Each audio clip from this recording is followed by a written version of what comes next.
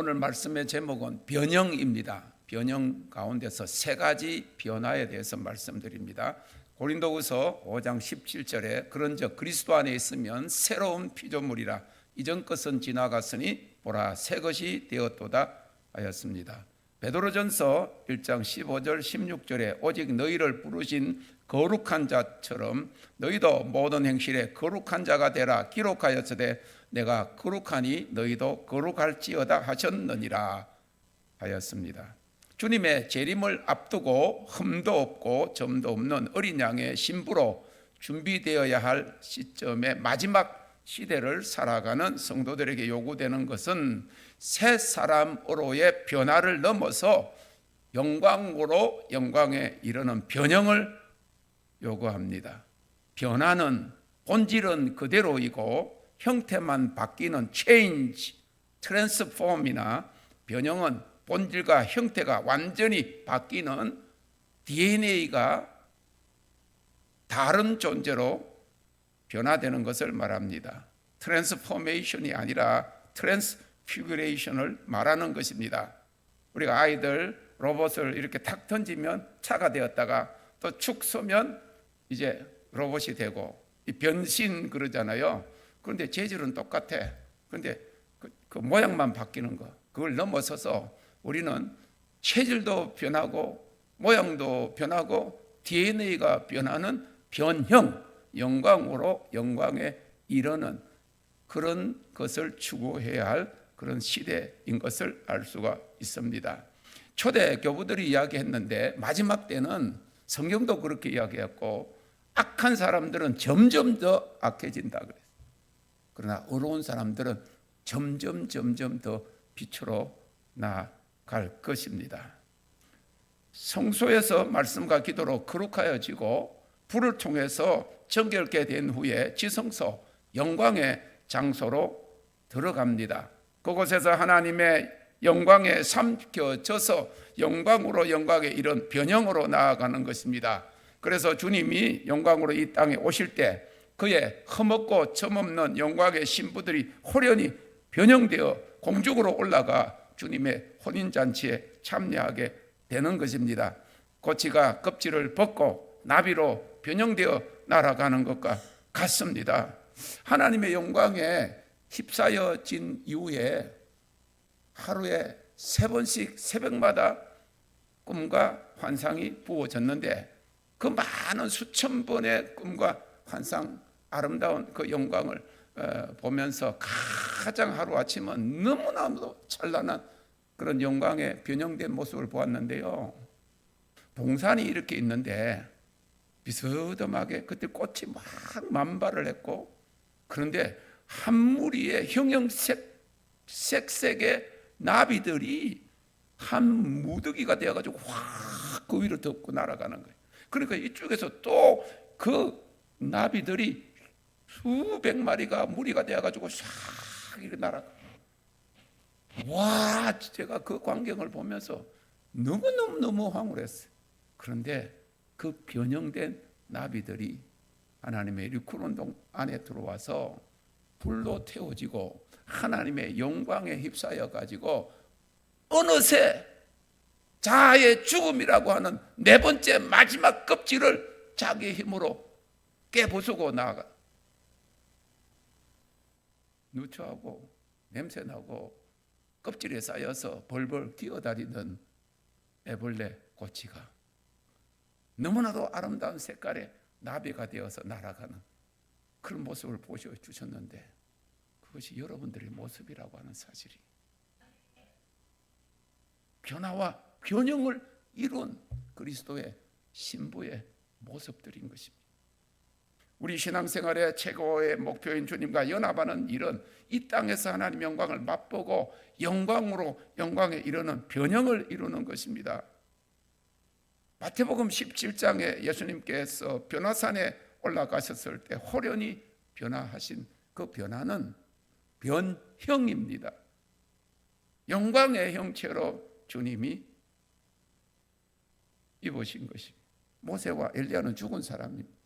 그런데 영광으로 영광의 형체로 부활체로 우리가 주님이 오시면 호련히 변화되어 공중 혼인잔치에 참여할 그 영광체로 나타난 것이죠.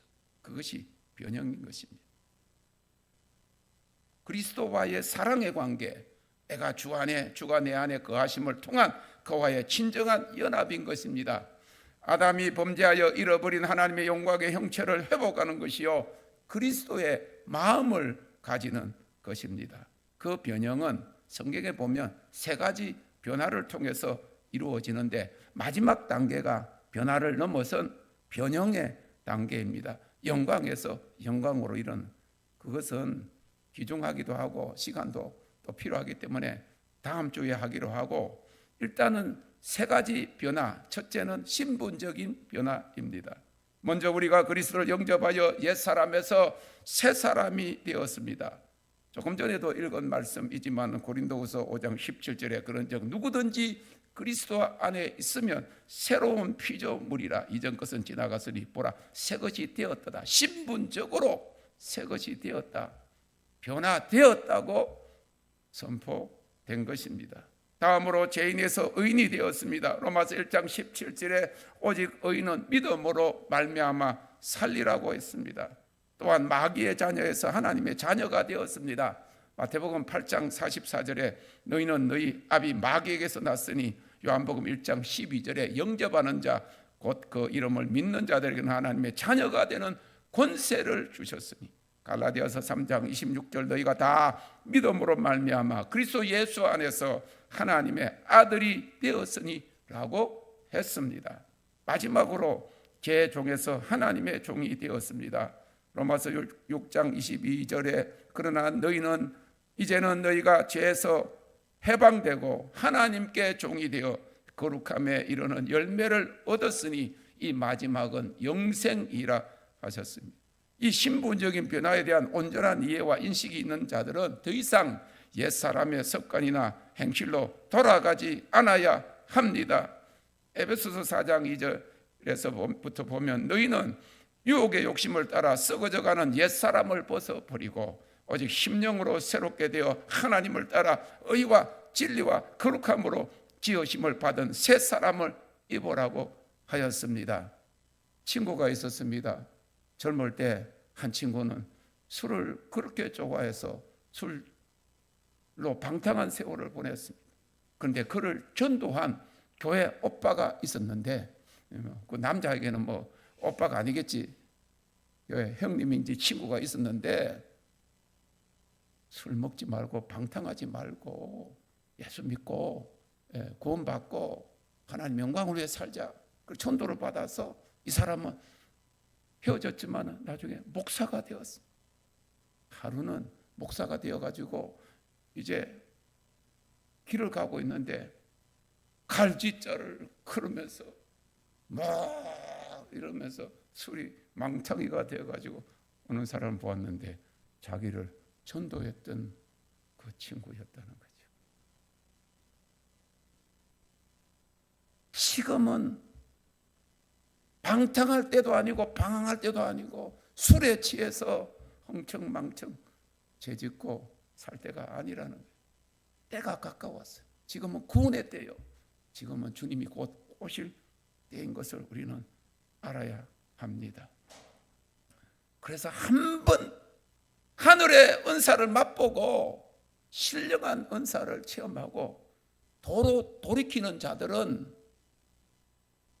자기가 쌓아놓은 그런 인분을 다시 먹는 것과 같아서 다시 돌이켜 회개할 수 없다고 히브리서 성경은 말씀하고 있는 것입니다. 회개의 세례 곧 물로 씻음을 받는 것은 옛사람의 옷을 버리고 새사람의 옷을 입는 것입니다. 몸은 씻었으나 땀이 젖고 때가 묻은 옷을 다시 입으면 여전히 깨끗하지 않은 것입니다. 다른 사람은 몰라도 나 자신은 찝찝함을 압니다. 회개의 세례는 양심이 하나님께로 돌아가는 것이기 때문에 다시 죄를 지으면 나 자신이 하나님 앞에 찝찝한 것을 넘어서 또로 세상으로 돌아가는 것이기 때문입니다. 또한 우리가 죄인에서 의인이라 칭함을 받았기 때문에 그 신분에 맞게 행동을 해야 합니다. 하나님께서 우리가 제3을 받고 그의 자녀가 되었을 때 우리를 의인이라고 불러주셨기 때문인 것입니다. 컴퓨터에 바이러스가 많이 침입하였으나 다시 초기화하여서 깨끗한 상태로 만드는 것과 같이 이사야 1장 18절에 우리의 죄가 주홍 같을지라도 눈과 같이 희어질 것이요 진홍같이 붉을지라도 양털같이 되리라고 하셨습니다. 이제 우리가 마귀의 자녀에서 하나님의 자녀가 되었습니다. 그러므로 우리는 밤에 속하지 아니하였고 낮에 속한 자요 하나님이 빛이시기 때문에 우리가 빛의 자녀가 된 것을 믿으시기 바랍니다. 에베소서 5장 8절 9절에 너희가 전에는 어두움이더니 이제는 주 안에서 빛이라 빛의 자녀들처럼 맹하라. 빛의 열매는 모든 착감과 오름과 진실함에 있느니라 했습니다. 세상적으로도 천성적으로 착한 사람이 있지만 우리 믿는 자들이 세상 사람들보다 더 착해야 합니다. 이 말을 사전에서 찾아보면 마음이나 행동이 바르고 어질다라고 되어 있습니다. 영어로는 이 착하다는 말은 be nice입니다. 믿지 않는 사람보다 믿는 우리가 더욱 더 be nice 해야 합니다. 착하다라고 하는 말은 정신 활동과 육체 활동을 지배하는 개념입니다. 착한 마음에서 착한 생각이 나오고 착한 행동이 나오는 것입니다. 그리고 그 활동은 바르고 어질다로 한정되었습니다. 착한 사람에게 바르지 못하고 모질고 못된 성품이 나오지 않기 때문입니다. 그런데 그리스도인이 되면 새 것이 되었다고 했는데도 불구하고 세상 사람들이 믿는 사람 보고 뭐라고 이야기합니까? 믿는 사람들이 더하다, 더 못됐다 이러면 안 되잖아요. 그거는 뭘 전제로 하는가 하면 안 믿는 사람보다 믿는 사람들이 be nice 해야 된다, 착해야 된다, 양심 발라야 된다, 그걸 이야기해주고 있는 것입니다. 지난번에 둘째 처남의 둘째 딸 결혼식에 다녀왔는데 아내가 부산에서 올라온 한 살 위 언니에게 들은 이야기를 전해주었습니다.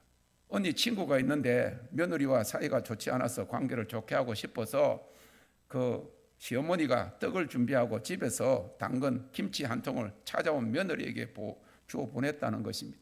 며느리가 시어머니에게 떡도 해주고 김치도 담아 줘야 될 때 거꾸로 시어머니가 며느리하고 사이좋게 좀 지내려고 그렇게 했어요. 그런데 그 며느리가 그 시어머니가 담아준 김치통을 담은 보따리를 들고 오다가 사 먹으면 되지 뭐 구질구질하게 그렇게 생각해서 강에다가 던져버렸다는 것입니다.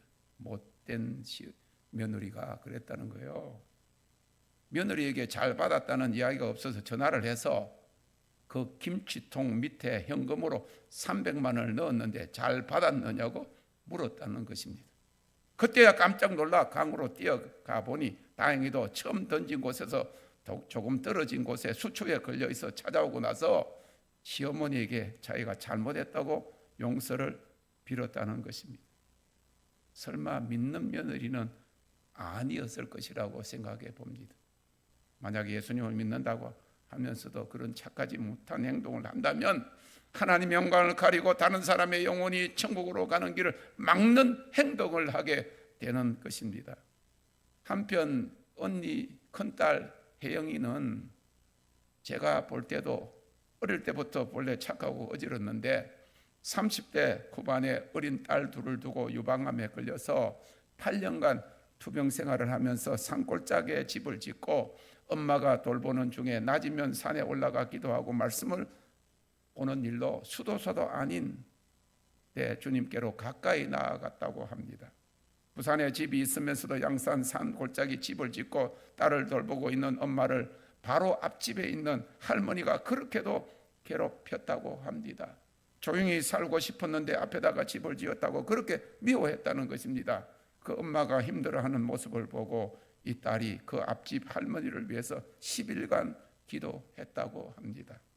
임종 3일 전에 천사가 온 것을 보고 암 말기에 혹독한 고통 속에서도 자기가 통증을 줄이는 마취제를 맞으면 혹 자기를 데리러 오는 천사를 못 볼까 봐 마취제를 맞지도 않고 견디면서도 자기 몸을 닦아달라고 하고 자기를 돌보았던 간호원들에게 일일이 감사를 표하고 하루 전에는 엄마에게 나를 세상에 나오게 해주어서 고맙다, 그리고 미안하다고 하고는 자기가 아픈 바람에 교회 나오게 된 부모를 두고 주님 앞으로 갔다는 그런 이야기를 들었습니다. 사랑하는 성도 여러분, 우리는 모두가 착한 사람이 되어야 합니다. 우리가 빛의 자녀요 빛의 열매가 착함에 있다 하였기 때문입니다. 모두 착한 사람이 되고 바르고 의진 자들이 되고 사람을 사랑하는 자가 되어야 합니다. 주님은 세상에 계실 때 자기 사람을 사랑하시되 끝까지 사랑하셨다고 하였습니다. 신분적 변화의 마지막 의미는 우리가 죄의 종에서 하나님의 종이 되었다는 것입니다. 종은 주인의 소유요 주인에게 매였다는 것을 의미합니다. 죄에 매이면 그 죄의 결과는 억압과 속박, 종례는 사망의 종노릇을 하게 됩니다. 곧 둘째 사망, 영원한 심판에 이르게 되는 것입니다. 그러나 하나님의 종이 되면 거룩하신 하나님을 본받아 거룩하게 되고 그 거룩함의 열매로 영생을 얻게 됩니다. 모든 사람이 어차피 무엇인가에 매여 산다면 죄와 세상의 돈에 명예에 권력에 매이지 말고 죄에서 해방되어 하나님께 매이는 성도들이 되어야 합니다. 그러면 그 열매는 생명과 평안입니다. 참된 기쁨이 주께 매여 있는 자, 그 안에 있는 자에게 있습니다. 죄는 어둠이요 주님은 빛이십니다. 빛이신 주님께로 나아오고 그 빛이신 주님과 동행하고 연합하면 우리에게 어떤 어둠과 두려움도 가까이 오지 못합니다. 그냥 빛으로 나아가면 어둠은 물러가듯이 신분적으로 죄의 종에서 하나님의 종이 된 우리에게는 흑암의 권세나 억압과 두려움 역사가 조금도 가까이 오지 못함을 선포하는 것입니다. 두 번째 변화는 행위적인 변화입니다. 신분적으로 변화를 얻은 사람은 옛사람을 벗어버리고 새 사람을 입는 새 마음을 소유할 뿐만 아니라 행위를 깨끗하게 하여 점도 없고 흠도 없이 거룩함을 이루어야 합니다. 이것이 모이기를 잘하고 기도도 많이 하고 봉사는 많이 하는 한국 교회 안에 부족한 것입니다. 행함으로 구원받는 것이 아니다. 오직 믿음으로 구원받는다 하고 신분적인 변화에 머문다면 오직 거룩한 자들이 들어가는 천국에 대부분의 교인들이 들어가지 못할 것이기 때문에 우리는 이 행위적인 변화에 대해서 잘 알고 그것을 추구해야 합니다. 행함이 없는 믿음은 죽은 믿음이라고 하였기 때문입니다. 죽은 믿음이 어떻게 우리를 구원합니까? 오직 산 믿음, 곧 행함으로 정결케 되고 거룩하게 된 믿음이 우리를 구원하는 것임을 믿으시기 바랍니다. 그래서 고린도후서 7장 1절에 그런즉 사랑하는 자들아 이 약속을 가진 우리가 하나님을 두려워하는 가운데서 거룩함을 온전히 이루어 육과 영의 온갖 더러운 것에서 자신을 깨끗게 하자 하였고 히브리서 12장 14절에는 모든 사람으로 더불어 화평함과 거룩함을 조처라 이것이 없이는 아무도 주를 보지 못하리라 하였습니다.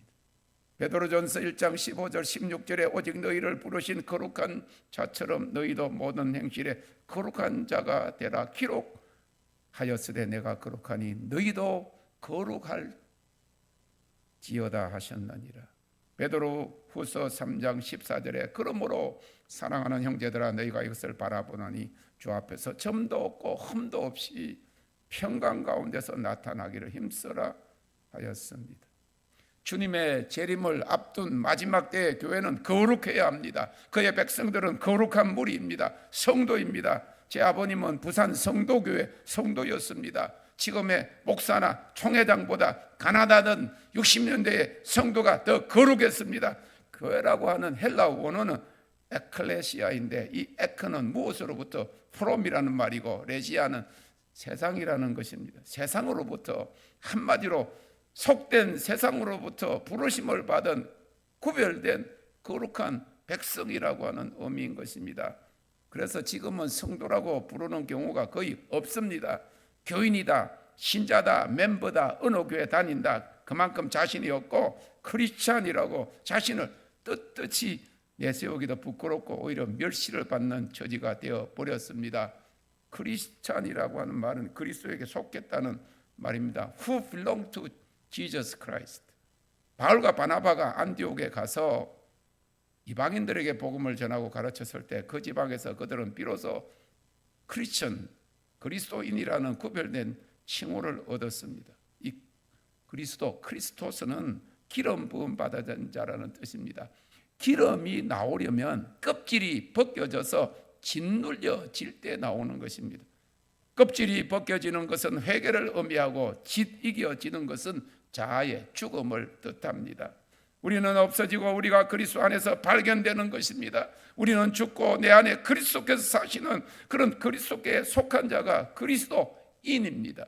갈라디아서 2장 20절에 내가 그리스도와 함께 십자가에 못 박혔나니 이제는 내가 산 것이 아니요 오직 내 안에 그리스도께서 사신 것이라. 이제 내가 육체 가운데 사는 것은 나를 사랑하사 나를 위하여 자기 몸을 버리신 하나님의 아들을 믿는 믿음 안에서 사는 것이라.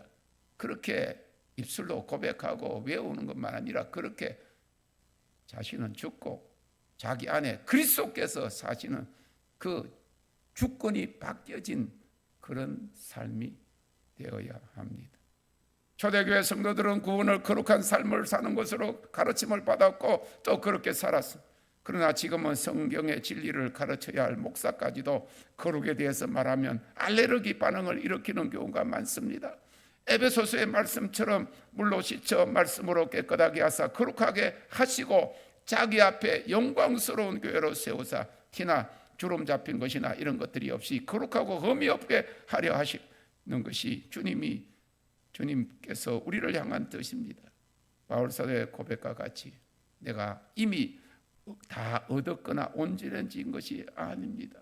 오직 주님이 정결케 하는 불새를 주시고 거룩으로 이끌어 가시며 그 아름다운 영광을 보여주시니 그것을 잡으려고 쫓아가는 것입니다.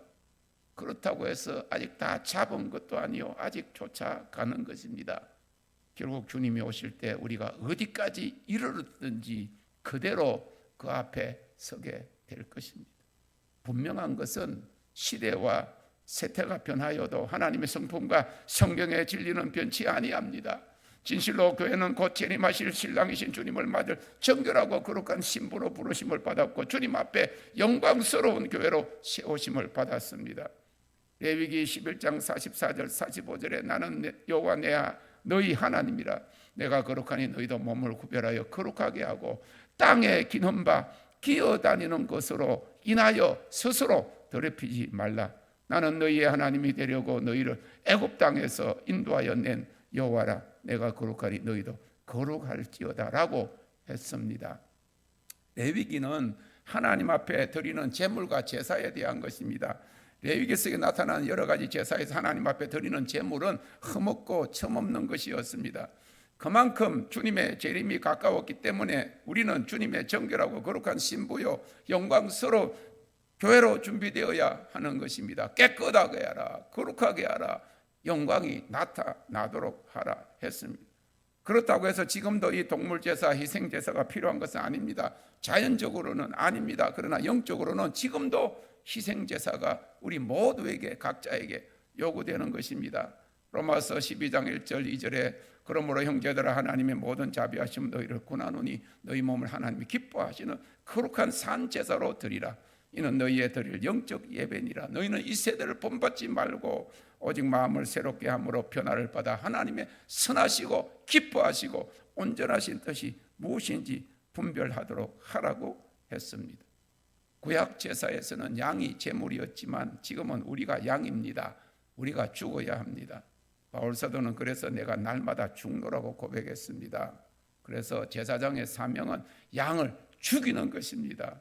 하나님이 기뻐하시는 거룩한 산제사는 영적 예배요 우리 마음의 변화와 행실의 변화를 요구하고 있습니다. 하나님의 온전하신 뜻은 아버지의 온전하심과 같이 너희도 온전하라 하신 것입니다. 우리가 아무리 노력을 해도 온전할 수가 없으니 나는 이대로 살겠다. 그것이 아닌 것입니다.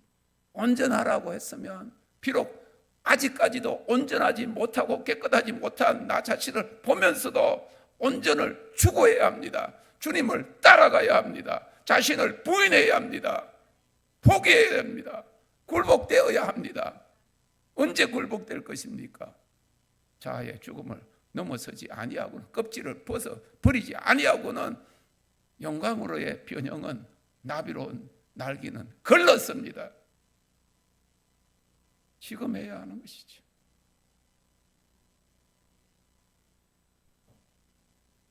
한 번 이 세상에 태어났고 또 한 번 주님 앞에 가면 끝입니다. 그런데 초대교회는 그 암울한 때에 예수를 믿는다고 하면, 잡히면 죽음을 당하는 그때에 거룩한 삶을 살았어요. 그렇기 때문에 하나님의 지혜, 하나님의 깊은 것, 그리스도의 비밀을 아는 것으로 그들은 뿌리를 깊이 그리스도께 박았던 것입니다. 믿음으로 구원받았다. 그냥 교회 다니고. 아니에요. 구원에 이르기까지 자라가야 합니다. 장성한 자, 온전한 자가 되어야 합니다. 그러기 위해서는 부지런히 말씀을 공부하고 구원에 이르는 지혜를 소유해야 하는 것입니다. 하나님의 말씀 한 구절을 한번 자세히 생각해 보세요. 한국 교회가 그 정도의 수준에 정말 미치지 못합니다. 강해 설교도 많고 성경 구절을 달달달달 외우고 신학교도 많고 학자들은 많지만은 에베소서 4장 13절에 우리가 다 하나님의 아들을 믿는 것과 아는 일에 하나가 되어 온전한 사람을 이루어 그리스도의 장성한 분량이 충만한 데까지 이르니라. 우리가 신학자들 가운데서 신학을, 바울 신학을 그렇게 연구하고 가르치고 논문 지도하던 그런 교수들이 나중에 나와가지고 엉뚱한 소리를 하는 것을 보면 하나님을 아는 지혜, 구원에 이르는 지혜로는 그들은 미치지 못했다. 천국에 못 들어간다. 그런 거예요.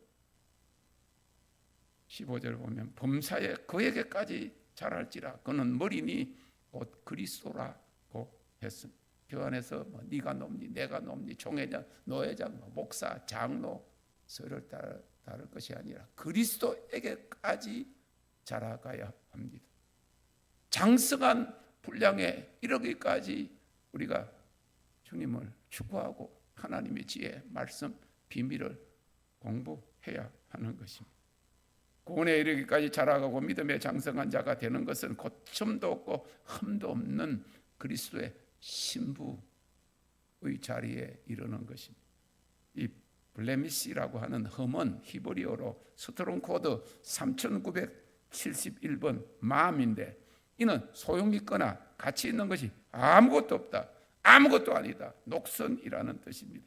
아포스테시, 배도도 가치 없는 이라는 뜻입니다. 죄는 영혼의 구멍입니다.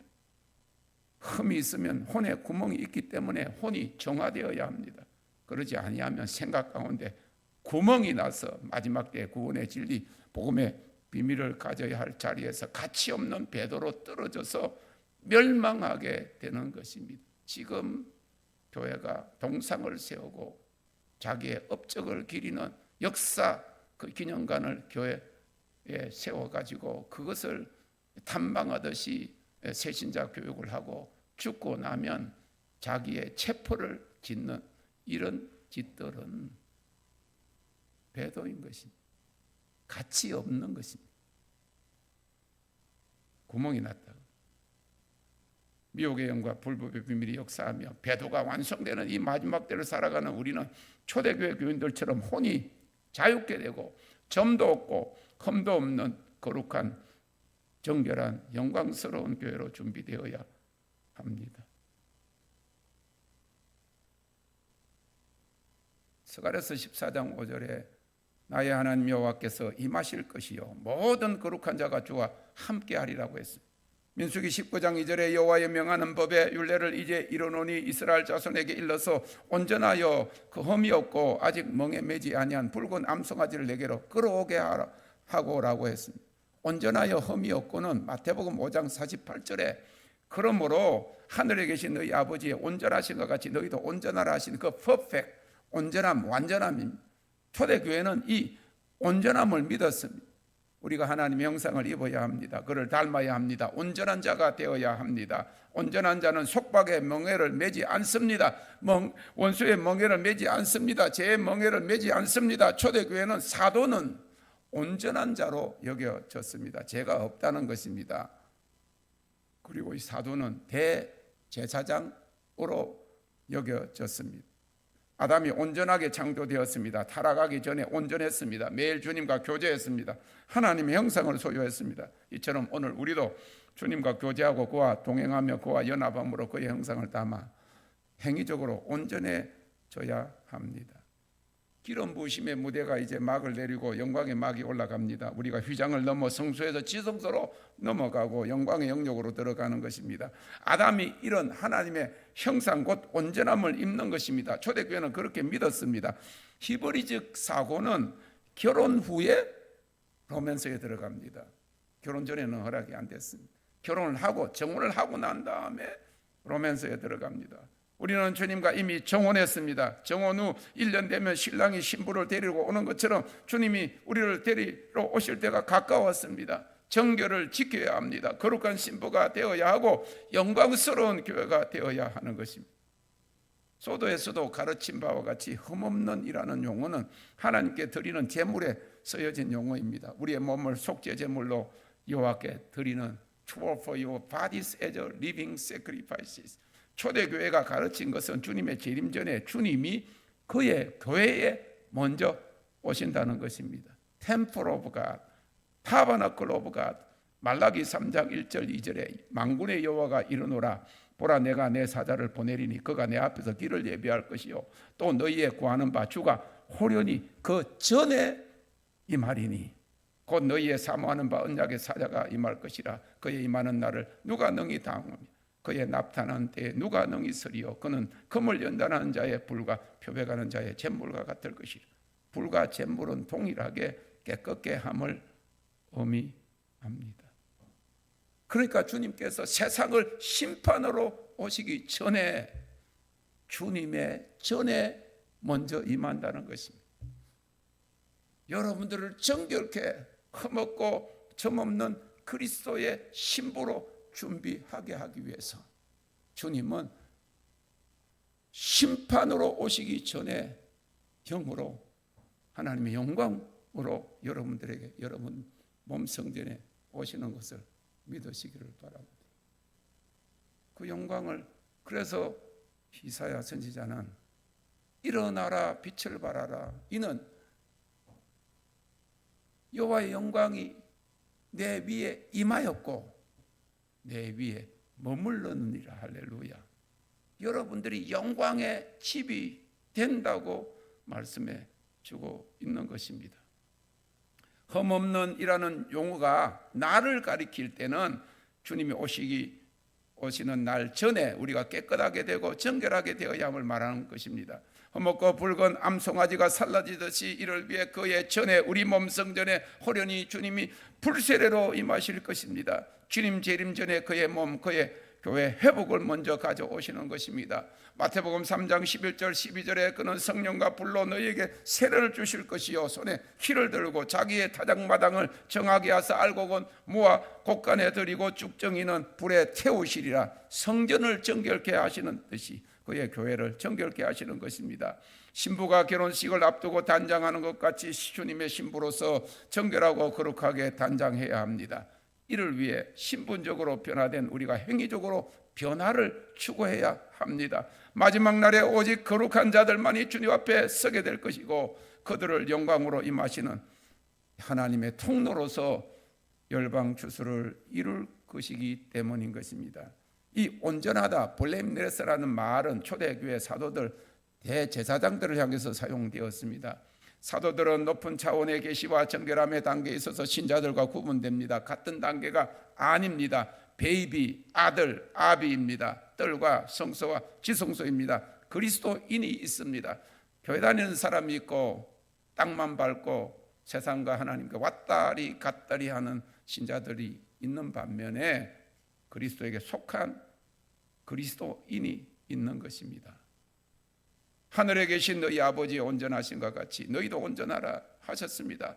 교회와 성도의 특성은 온전해지는 것입니다. 예수님과 초대교회는 온전함을 가르쳤습니다. 젖먹고 흠없는 양제물, 하나님이 기뻐하시는 산제물이 되어야 합니다.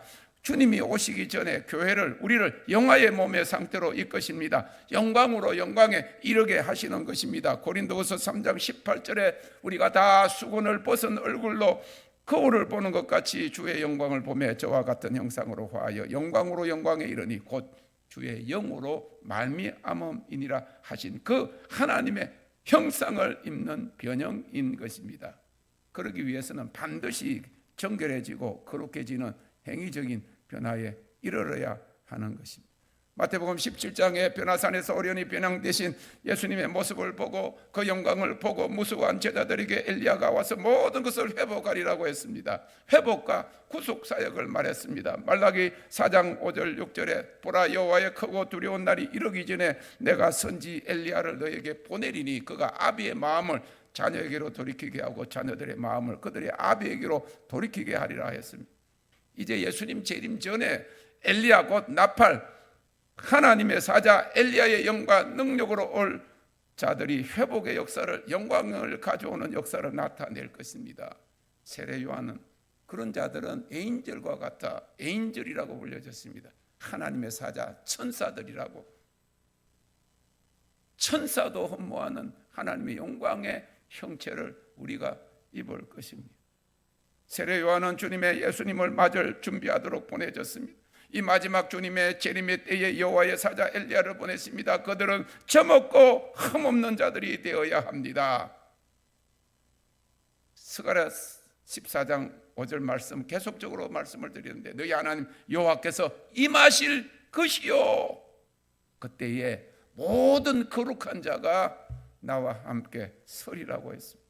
만국을 추수하기 전에 추수꾼을 추수하는 때가 지금입니다. 오늘 아침에 환상으로 보여주셨듯이 하나님의 리콜 운동을 이제 하나님이 디스플레이 진열하실 때에 늦지 않도록 빨리 와서 보라 하는 것이죠. 성전 청결을 위해서 흠없는 붉은 암송아지가 태워져야 하듯이 그들은 젖먹고 흠없는 자들이 되어야 합니다. 우리입니다. 크고 두려운 날 곧 극렬한 풀무불 같은 날이 되기 때문입니다. 영광은 준비 안 된 자들에게는 심판으로 나타나기 때문입니다. 주님의 재림을 앞둔 이때는 우리 모두를 왕같은 제사장 하나님 앞에서 거룩한 대제사장으로 왕의 종으로 부르셨음을 기억하시기를 바랍니다. 이제 본격적으로 물이 바다 뜨품 같은 하나님의 영광이 임할 것입니다. 이러한 마지막 영광의 부흥과 열방 추수를 위해 쓰임받을 수 있도록 행위적인 변화를 추구하고 그리함으로 의롭고 정결하게 되어 주님 앞에 크게 영광 돌리는 우리 모두가 될 수 있기를 주님의 이름으로 축원합니다. 마지막으로 세 번째 존재적인 변화가 궁극적으로 우리가 추구하는 목표이고 변화에서 변형으로 넘어가는 곧 영광에서 영광으로 들어가는 형체의 변화, 변형을 말하는 것인데 아주 중요하기 때문에 따로 다음에 설교하려고 합니다. 사랑하는 성도 여러분, 베드로후서 3장 18절 14절에 있는 말씀을 기억하세요. 지금 이때를 살아가는 우리에게 주신 말씀입니다. 사랑하는 자들아 주께는 하루가 천년 같고 천년이 하루 같은 이 한 가지를 잊지 말라. 주의 약속은 어떤 이에 더디다고 생각하는 것까지 더딘 것이 아니라 오직 너희를 대하여 오래 참으사 아무도 멸망치 않고 다 회개하기에 이르기를 원하시느니라. 그러나 주의 날이 도적같이 오리라. 그날에는 하늘이 큰 소리로 떠나가고 체질이 뜨거운 불에 풀어지고 땅과 그 중에 있는 모든 일이 드러나리로다. 이 모든 것이 이렇게 풀어지리니 너희가 어떠한 사람이 되어야 마땅하뇨. 거룩한 행실과 경건함으로 하나님의 날이 임하기를 바라보고 간절히 사모하라. 그날에 하늘이 불에 타서 풀어지고 체질이 뜨거운 불에 타서 풀어지고 체질이 뜨거운 불에 녹아지려니와 우리는 그의 약속대로 의에 거하는 바 새하늘과 새 땅을 바라보도다. 그러므로 사랑하는 자들아 너희가 이것을 바라보나니 주 앞에서 점도 없고 흠도 없이 평강 가운데 나타나기를 힘써라. 그러므로 신분적 변화에서 이제 행위적 변화로 주님을 닮고 거룩한 하나님의 형상을 힘입어 우리의 전 행위적 삶이 하나님이 받으시는 산 제물로 정결하고 거룩하여 찜으로 이 마지막 때의 열방 추수를 위한 하나님의 영광의 통로로 쓰임받는 저와 여러분들이 되시기를 주님의 이름으로 축원합니다.